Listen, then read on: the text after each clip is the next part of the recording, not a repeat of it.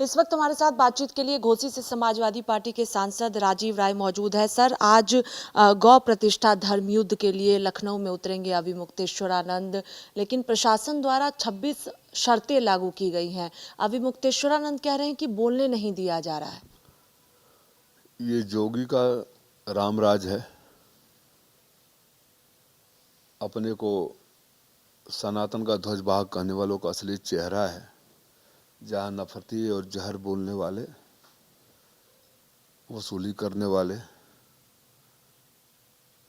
को पूरी आज़ादी है। और धर्मगुरु श्री शंकराचार्य जी को बोलने तक की आज़ादी नहीं है।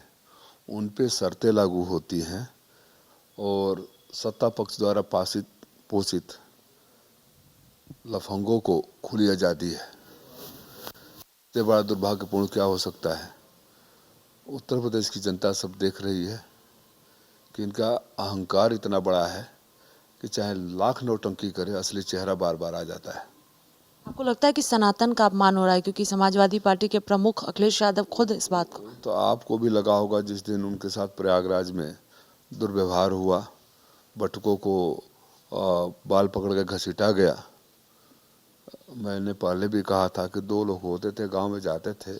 एक रात को गांव में घरों के ऊपर कालिख पोत आता था और दूसरा सुबह जाके कहता था सफाई करा लो, चूना लगवा लो, चूना लगवा लो।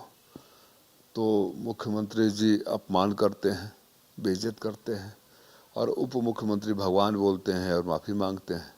तो इन दोनों की जोड़ी को उत्तर प्रदेश की जनता समझ गई है और सब सारे इनके दुर्व्यवहार का बदला जनता जरूर लेगी। प्रशासन पूरी तरह से आज अलर्ट है, मुस्तैद है, जगह जगह पर तैनाती पुलिसकर्मियों की गई है। आपको लगता है कि कार्यक्रम में जिस तरह से शर्तें भी लगाई गई हैं वो नहीं लगानी चाहिए थी?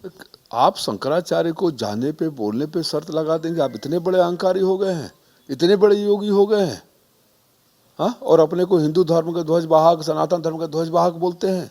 यही आपका असली चेहरा है। सत्ता के लिए, कुर्सी के लिए, अहंकार के लिए। यह अहंकार नाश कर देगा बीजेपी का भी और सरकार का भी। इससे हटकर एक सवाल है कि अब से थोड़ी देर बाद लोकसभा की कार्रवाई शुरू होगी। अविश्वास प्रस्ताव पर कल सदन में दिन भर चर्चा हुई, आज एक बार फिर से चर्चा होने जा रही है, वोटिंग भी होगी। किस तरह से देख रहे हैं, क्योंकि गृह मंत्री अमित शाह का आज जवाब भी इस पर आएगा? हर बार जवाब देते हैं। विपक्ष अपना काम करेगा, रेजोल्यूशन के साथ रहेगा। बहुमत तो विपक्ष के पास है। मैंने कल बोला था कि सबको पता है कि हमारा बहुमत नहीं है। ये जो नो कॉन्फिडेंस मोशन है, सरकार का असली चेहरा दिखाने के लिए। सरकार जिम्मेदार है, चाहे लोकसभा स्पीकर का सेक्रेटरीट हो, ऑफिस हो, लोकसभा स्पीकर का कुर्सी हो, या किसी भी संवैधानिक संस्था, संवैधानिक कुर्सी पर बैठे व्यक्ति का कमज़ोर करने के लिए। मैंने उदाहरण भी दिया। ये वो सरकार है जो लोकसभा अध्यक्ष जी से पार्लियामेंट्री सिक्योरिटी, स्टाफ की भर्ती, लोकसभा टीवी तक छीन लिया। अब ऐसी सरकार के रहते उस कुर्सी पर कोई भी बैठेगा, उसके लिए इम्पार्शियल होना बहुत मुश्किल है। आखिरी सवाल है कि बीजेपी कह रही है कि विपक्ष को पता है कि बहुमत नहीं है, लेकिन उसके बावजूद भी जो है बेवजह अविश्वास प्रस्ताव लाया गया है और लंबी बहस चर्चा हो रही है, देश के मुद्दे पर चर्चा होती।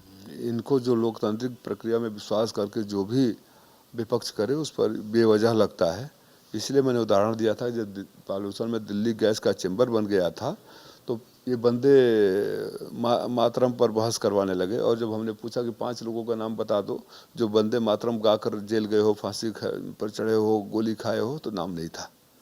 तो इनको जनता से, संविधान से, नियम से, प्रक्रिया से जुड़ी हर बात बेवजह लगती है, क्योंकि ये लोकतंत्र के कोख से पैदा हुए तानाशाह हैं। ये दिल्ली और लखनऊ दोनों की जो आपस में टकराहट है, वो भी अहंकार की ही लड़ाई है। तुम आपस में लड़ो ना, देश को क्यों पीस रहे हो? तो लोकतंत्र ने जो हमें आज़ादी दी, उसका हम एक्सरसाइज करेंगे। बहुत शुक्रिया बातचीत के लिए। कैमरा पर्सन सचिन के साथ स्वाति पाठक, भारत समाचार, दिल्ली।